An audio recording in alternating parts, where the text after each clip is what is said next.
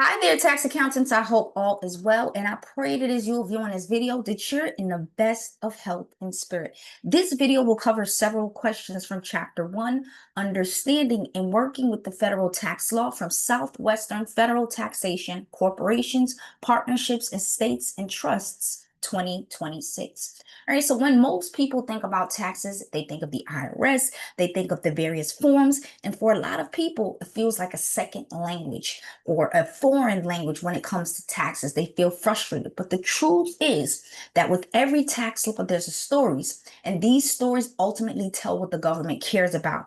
They care about the economy, fairness, politics, and even our personal lives. And although it doesn't always seem that way, right? In this chapter, we are essentially going to learn about why the tax law works the way it does, and it's beyond just generating revenue. So today we're going to go through these homework questions for chapter 1. As we see here, the first question asks us, select the correct answer to the question, what is meant by revenue neutrality? So you might ask yourself, what does this even mean? So think about it like this. You have a Netflix subscription for $15 a month, and you decide that you want to switch to Spotify Premium, and that's also $15, right? Different service, different company, but it's the same total budget. That's ultimately what Congress tries to do with some of their tax laws. They shift things around, but the overall goal is for them to keep the revenue of the government about the same, pretty much, right? So here it's asking what is meant by revenue neutrality. So revenue neutrality, it does not mean, keep in mind that your tax bill is going to stay the same. Much like in a game, there are going to be people who win and there are going to be people who lose, right? But ultimately, Uncle Sam wants to make sure that they are going to generate the same amount of revenue. But unfortunately, when the tax law changes, as mentioned, some people are going to pay more in taxes and some people are going to pay less. So here we see the answer choice is revenue neutrality means that any changes resulting from new tax legislation neither increases nor decreases the net revenues under the prior law. B states revenue neutrality means that any changes resulting from new tax legislation must reduce tax deficits. C, revenue neutrality means that any one taxpayer's tax liability is to remain the same as a result of new tax legislation. So again, revenue neutrality, it's not going to be C, does not mean that a taxpayer's tax liability is going to be the same, does not mean that. B, that any changes must reduce tax deficits does not mean that. The correct answer is A. Again, we use that example with Netflix. You use it, it's $15 a month. You decide to switch to Spotify Premium, which is also $15 a month. So it's a different service, but the same budget. So that is what Congress tries to do. Their goal rather, is to ultimately keep the revenue about the same, right? So let's say, for an example, when Congress, they decided to add the electric tax credit, right? So now there's a big push for EV electronic vehicles or electric rather vehicles to, I guess, help with pollution of the air and all of these things. When they made this electric vehicle tax credit, they also scaled back on a few deductions elsewhere. So one group, they got a break, those that decided, hey, I'm going to get an electric vehicle, right, and get the tax credit. But then another group, they lost because they scaled back some of the deductions elsewhere in the tax law. So one group got a break, another lost one. But overall, neutrality was the goal. So it's like a balancing act, right? And whether you think it works or not, that's another debate. So the correct answer is A.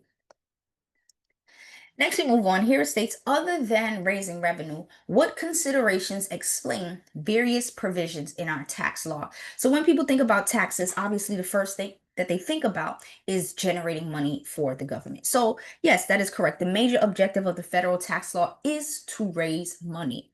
However, despite the fact that money is needed to run not just the government but our personal lives, there are some other considerations that explain and that pretty much govern other portions of the law. So yes, we know that taxes are about raising money, but we have things like adoption credits, we have student loan deductions, we have tax breaks for small businesses. And again, taxes do way more than raise money. They are used as a tool to shape our behavior. So the first thing we have here are economic considerations. So is this a consideration that explains various provisions in our tax law? Yes, this is true. So with these economic factors, they help to, govern or regulate the way the economy operates, and it encourages certain activities. So think about it like COVID, right? COVID-19 came, a lot of things shut down. They had stimulus checks. A lot of people, they were struggling. People lost their jobs, things of that nature. So an economic consideration, it was weaved into the tax law, the stimulus checks during COVID. It was weaved into the tax law that these checks are not going to be taxable. Imagine they're giving us money and then they're going to subject us to taxes, and people are already struggling, right? So think of stimulus checks during COVID. It was about putting money in people's hands quickly. So economic considerations, those do have an impact on tax laws. Next, we have political considerations.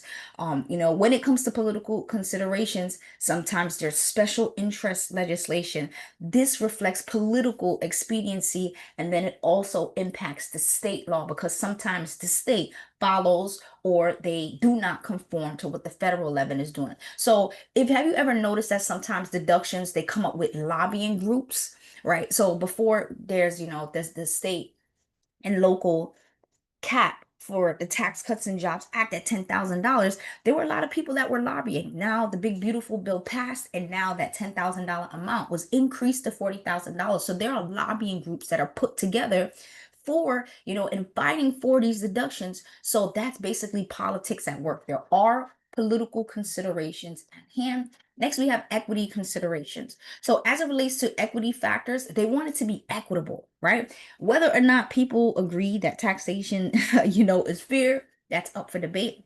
But ultimately, this is one of the principal concerns, right? They want to do things like alleviate the effect of multiple taxation. So imagine someone, they work in New York and they live in New Jersey. Right now, there's three tiers of taxes. There's taxes at the federal level, then there's taxes at New York, or in New York rather, and then New Jersey. So what Uncle Sam tries to do is to, put these certain things into consideration both at the federal level, and then states they also try to follow. Or another thing would be if there's a US citizen and they earn income from a foreign government and things of that nature. So they factor those things in. And as it relates to equity and making it equitable, the tax law equitable, they try to alleviate the effect of multiple taxation. And then they also do what's called recognize the wherewithal to pay concept, right? So quick example, let's say someone paid $100,000 to purchase a home, and now because of the area being improved and things of that nature, now the house is worth $500,000.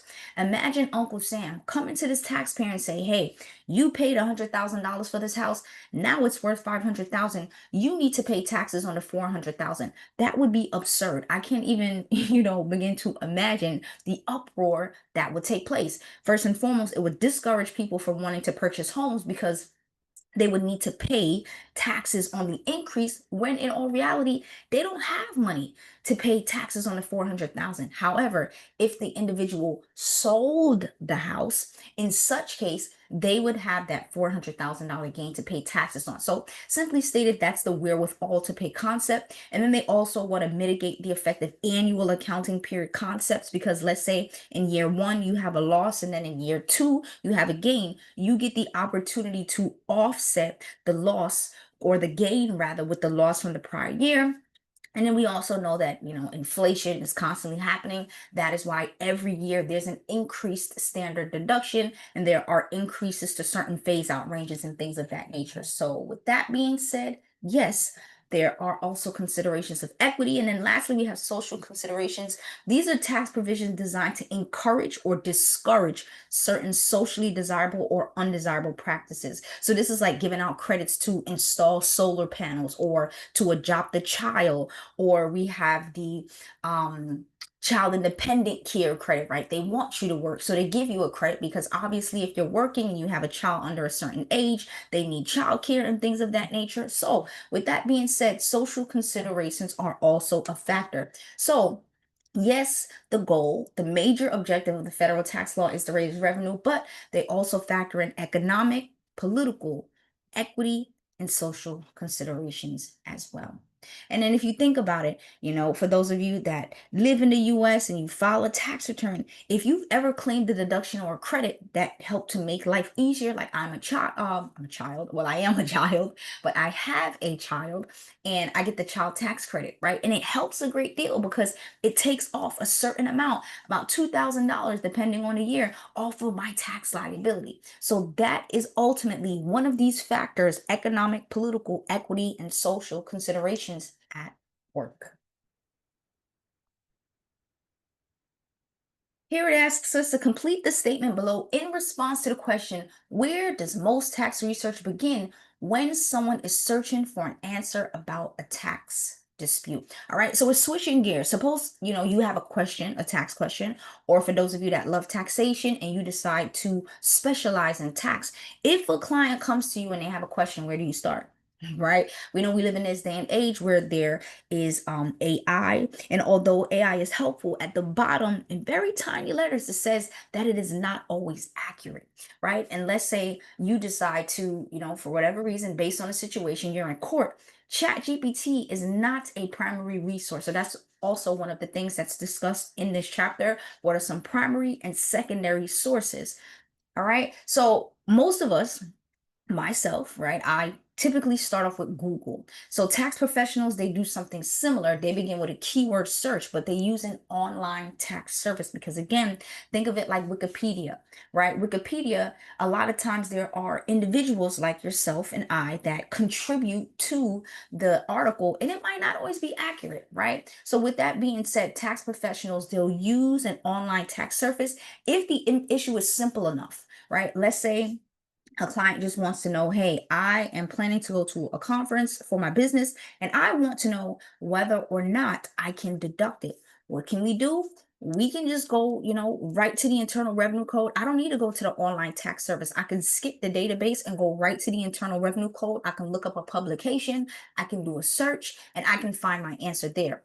But when things become a bit more complex, that is ultimately where I need to use these online tax services to do some deep research to make sure that I am handling the situation correctly. So when it comes to tax research, think of it like writing a research paper, right? You might start on Google, Wikipedia for a quick overview, but when you need to cite something, you go straight to the academic journals. So it's ultimately the same principle here. Quick searches, they give you the direction, but the real authority of what you are researching, that lives in the code and that lives in the regulations. So here we see some tax researches. They begin with a keyword search on an online tax service, a search of federal tax articles, a search of revenue procedures. Again, the first thing where they typically will start is a keyword search on online tax service. And if the problem is not complex, a simple question the client wants to know, they can go to revenue rulings, tax court proceedings, the Internal Revenue Bulletin. They can just go to the Internal Revenue Code. And we'll go into a bit more detail about what these are: the revenue rulings, the tax court proceedings, etc. So we'll go into a bit more detail about those so you can just understand, what they actually, or are rather. All right, so here it asks us to select either yes or no for each of the following to indicate whether it is a key component of effective tax planning. So when it comes to tax research and tax planning, it is hard to separate the two, especially in this day and age where there have been changes to the tax law. You cannot apply tax rules from 2000 to 2020 or 2030, right? There's a gap. Tax law changes all the time. So, although tax planning for many it sounds intimidating, is basically like a financial life hacking, right? They often have this quote that if you fail to plan, you plan to fail. And a lot of times in my career, I've seen clients, they've, sold stocks, or they sold a home, or they took on a new job as an independent contractor, and then now come tax time, they are confused and pretty upset for the most part when they see their tax liability. Or on the reverse, I have a client, a new potential client. She basically overpaid, and she received a refund of $25,000. $25,000, right? There was no tax planning in place, or there was not effective and efficient tax planning, because I had to let her know. I'm like, hey, the reality is you gave Uncle Sam $25,000, right? you didn't get any interest. The only time that the Uncle Sam pays interest on a refund is if it takes them 45 days to release the refund. And that's a large lump sum of money, 25,000. So imagine if that account was sitting in a savings account or a CD, a high yield account, that 25,000 could have easily grown to maybe 30,000, right? Obviously, depending on the market, and maybe if it was invested in stocks and, bonds and things of that nature, and that was not effective tax planning, right? So it's very, very important to do tax research and tax planning. So one of the main purposes of effective tax planning, what does everybody want? They want their tax liability to be as low as possible, right? And one key thing to keep in mind is that we have what's called tax avoidance, which is totally legal, and then we have what's called tax evasion, which is not legal, right? So it is very, very important to keep that in mind once you are using the tax law to your advantage. So a great example would be like, let's say an individual works for a company and they have, 401ks, and the person, instead of taking their $5,000 bonus, they decide to put it into their 401k. In such case, they can legally avoid paying taxes on the $5,000 now. They can defer the recognition of income. So with that being said, we'll jump into the question. Key component of effective tax planning. Do you want to avoid the recognition of income? The answer for that is yes, right? Within the realm of taxation, yes, you want to avoid it. So we have something that's called, section 131, I believe it is, where it's more so you have a home and you decide, or you sell the home, and then from there, section 1231 exchange. I'm actually gonna do some research to confirm exactly what it is. But with that being said, you essentially have a home, right? And then you sell it, and then you purchase another property. You essentially get to defer or avoid the recognition of income until you actually sell it for something else. So to me, A and B are kind of the same, deferring and avoiding, kind of, sort of.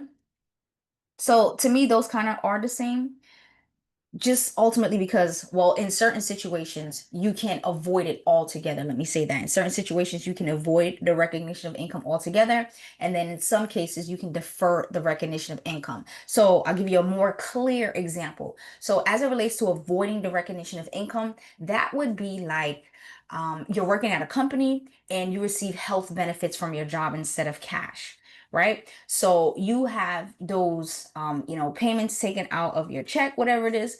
So instead of receiving the cash, you get health benefits. You don't get taxed on those benefits ever at all. So that would be avoiding the recognition of income. The further recognition of income, this is yes. So this is ultimately like the example that I gave previously, the $5,000 of the 401k, the income, the bonus that was put into the 401k versus receiving it on your paycheck. You're deferring the recognition of income now. And then when you take out that $5,000 in the earnings in the future, that is when you're going to pay taxes on it. And in regard to, the exchange of the property, as I mentioned, that was a like kind exchange, and correct section is section 1031, where again, you have a property, you sell it, and you use the gain from the property to purchase another similar property. You also get to defer the recognition of income. Next, we have C, to convert the classification of income. So we have what's called long-term capital gains. They're taxed less than regular wages. So what a smart investor will do is that instead of selling the stocks within the year, right, 12 months or less, what they would do is that they would hold it for long term, more than 12 months. So basically 12 months in one day, essentially, because the date of purchase and the date of sale don't count. So once they hold it for longer than that 12-month period, then now instead of it being taxed as ordinary gain, is going to be taxed as, a long-term capital gain, which is taxed at preferential tax rate. So they also want to convert the classification of income. D states to choose the business entity with the desired tax attributes. So this is also yes.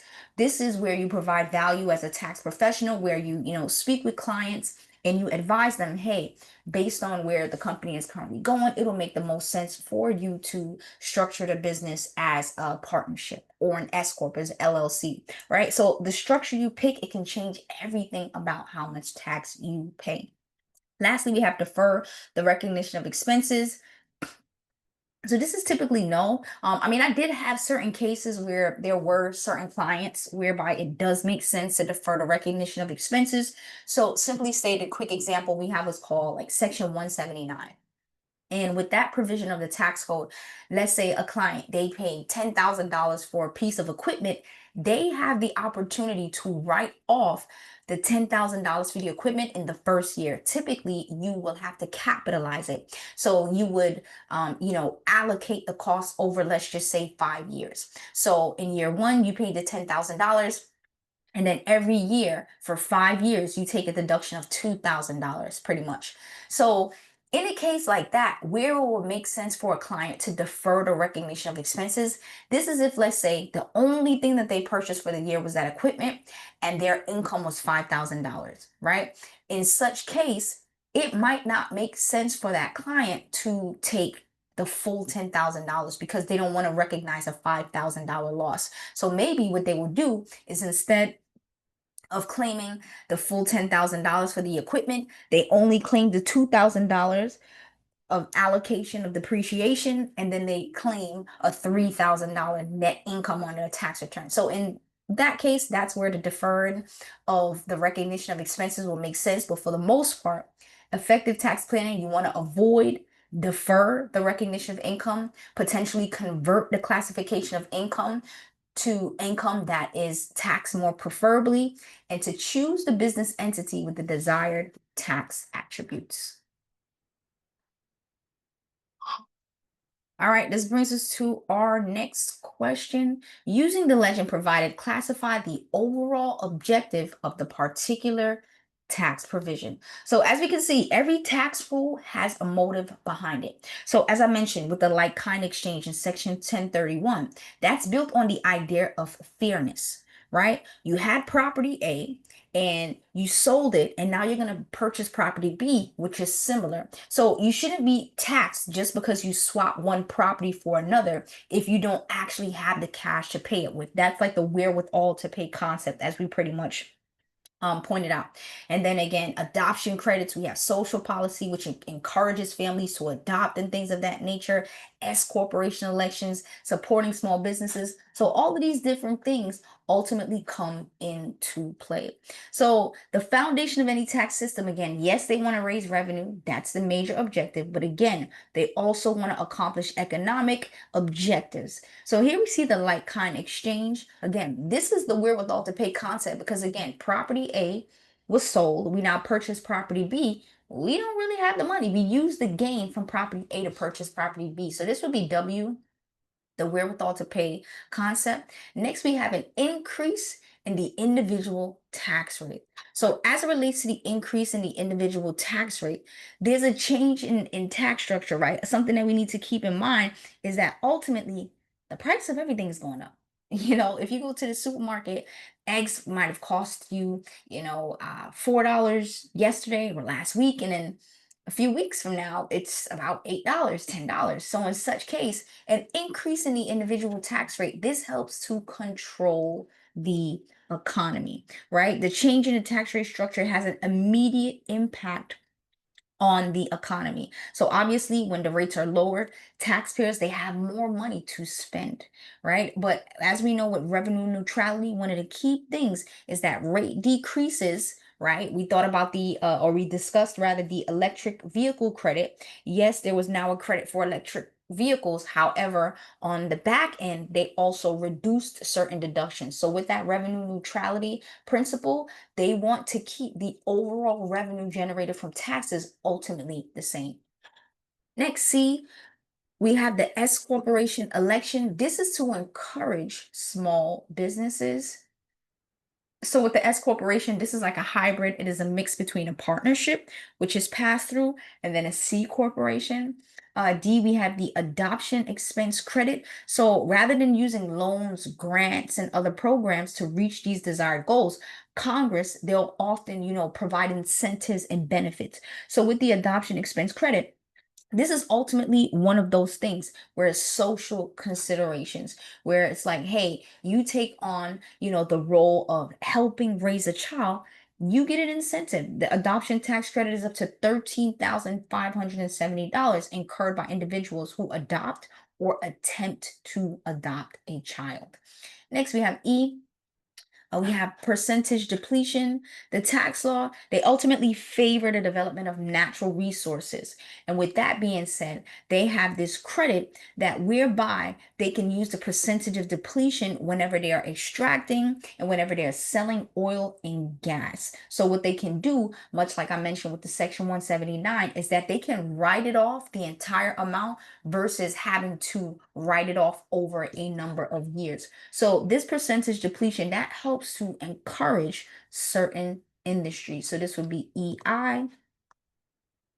Next, we have the annual gift tax exclusion. So with the annual gift tax exclusion, this basically helps to decrease the amount of returns that must be filed, right? As well as the taxes paid. And this saves the effort of audits, right? So what that simply means is that with the gift tax, unless you pay or gift rather, right? If you gift less than $18,000, they increase the amounts, but let's just say it's $18,000. If you gift less than $18,000, you don't need to file a tax return. You don't need to pay taxes on it. So obviously, let's say if the annual gift tax exclusion, or let's just say the minimum amount was $400, right? So everybody that gifts more than $400 needs to file a tax return.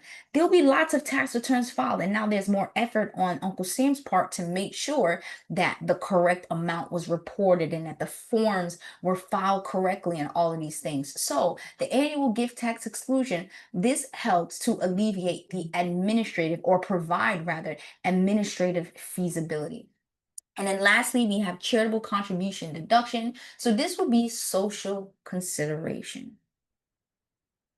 right? So as it relates to social consideration, again, this deduction attempts to shift some of the financial and administrative burden of socially desirable programs from the public, right? From the government, from the private sector, citizens. So with that being said, for individuals, let's say like myself, I donate a lot, give to church, give to different organizations, Feeding America and all of these different things, because again, you get a credit for it. But at the end of the day, these are programs that are helping to sustain the nation, the world, right? With Feed America, some families are struggling. Some families don't have money, to afford to provide food. So if those things, are not taken care of by us, it ultimately falls on the government, right? So this is a social consideration. It basically helps to encourage these social activities. All right, so we're starting to wind down. We are at last few questions. So here it is asking us, indicate whether the following tax sources are a primary source, secondary source, both, or neither. So when it comes to research, as we know, if you've ever written a research paper, not all sources are equal, right? If you give your professor a paper and you cannot use Wikipedia as a source. You cannot just use a Google article as a source, obviously depending on what you're writing, right? But you have to keep that in mind. There are primary sources, there are secondary sources, there are sources that might be considered both or neither. So think of primary versus secondary, like TikTok versus a TikTok reaction video, right? The original video is where the real authority is.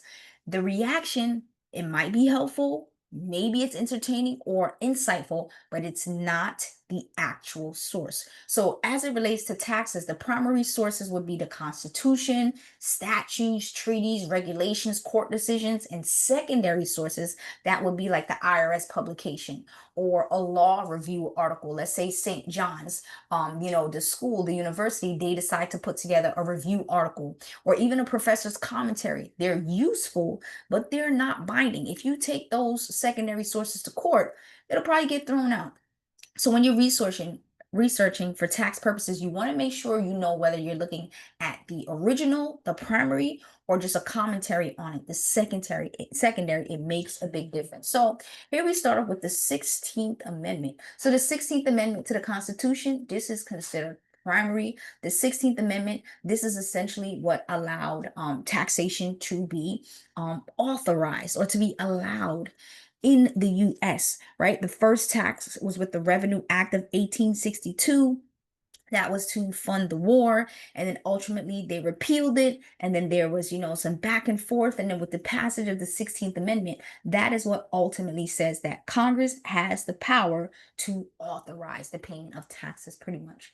Next, we have tax treaty between the United States and China. This will be primary. There's, treaties put in place with various countries whereby, hey, if my citizens, my residents from China, they come to the US and they work, they are going to pay taxes in China, not in the US. So sometimes they have these treaties, to help alleviate the taxation, the multiple taxation. Next, we have Treasury regulations.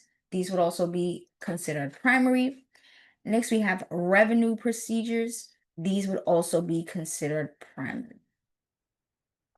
Next, we have an IRS publication, right? So with an IRS publication, this would be considered a secondary source. So I mentioned that earlier. Let's say a client, they had that question about, taking a deduction for going to a conference. So this is essentially a secondary source, the IRS publication, where they are essentially kind of going into a bit more detail about what's stated in the Internal Revenue Code. We have the tax court memorandum decision. This would be considered primary. We have a Harvard Law Review article. So this would be similar to what I mentioned with the TikTok, the original video, and then the commentary, right? A review article. So this would be considered a secondary source. Next, we have legislative regulations, tax laws. These would be considered primary.